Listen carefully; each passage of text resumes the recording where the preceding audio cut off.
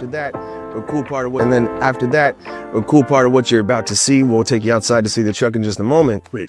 But what you see is yes, it makes the truck more efficient, but it also happens to solve the other problems out there of reducing emissions and going through the pollution things, and all of those things are actually solved downstream of the actual problem. So I mean, if you took you 50% holding your foot to the pedal to go down the highway, and now it takes 25%, that's 25% reduction of emissions that way that has to occur. Not to mention any combustion efficiencies that way, but like it has to go down. And so when you get into the root of the problem, and that's where I focused for so long, and it has not been an acceptable thing to research in our world today. All right. So why? Oh my goodness. I could give you the longest report. You don't have time to have the full answer, but because it was attempted poorly in the past by individuals that did not have the means to succeed at it, but preyed upon those that wish to help and solve that problem.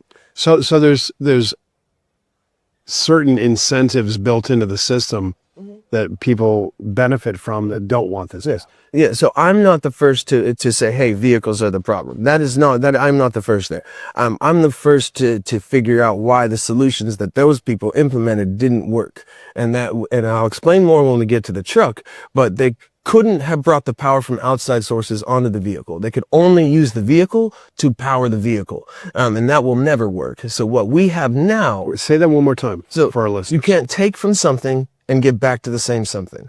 Up until battery technology caught up, you could not have enough something to make a difference for the vehicle itself. Got it. Does that make sense? Totally. So now the technology has caught up to where we store a lot of power in the back of that thing that 10 years ago, 15 years ago would have weighed 4 or 5 times what it was. Probably the size of the truck itself. Right. So as the technology caught up, but unfortunately, people who tried to implement a solution for this problem beforehand had poor means of doing so. They could not do what we've done here. And then that kind of soured the water from an investment perspective, from a what's okay to research perspective.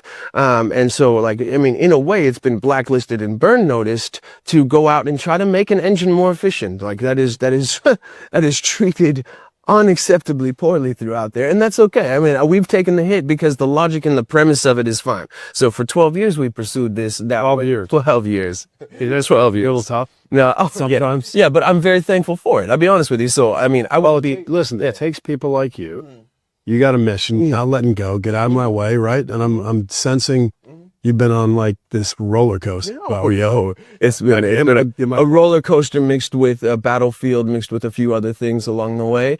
But I'll be honest with you, I wouldn't be ready to do the job of implementing the system without that 12-year path. Isn't that how it works? Yeah. So now I can sit here and fully know what I know and how I know it. So what's your dream 1 year from now? Where are we at? I would like to be at full-scale manufacturing of the X-Fuel platform, specifically at the semi-trucks, and then have the offshoots being built and tested as well.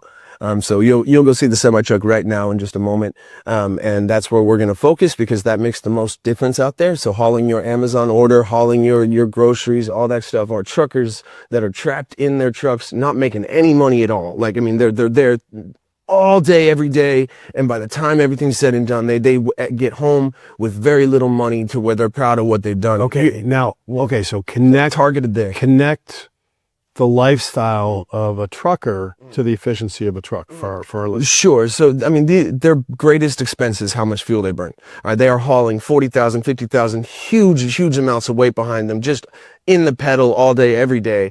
And they burn a lot of fuel.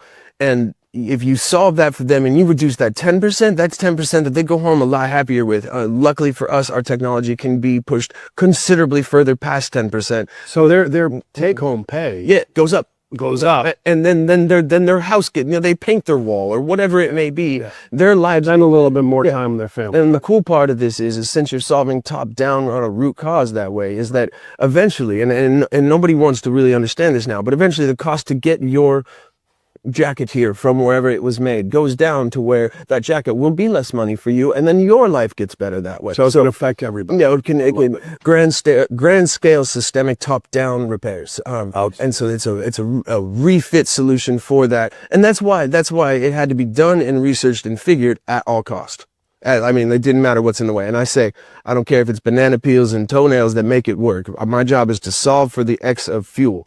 And we've come a long way from just a hydrogen system into a full-scale air modification system. So it's comprehensively different that can continue to get better.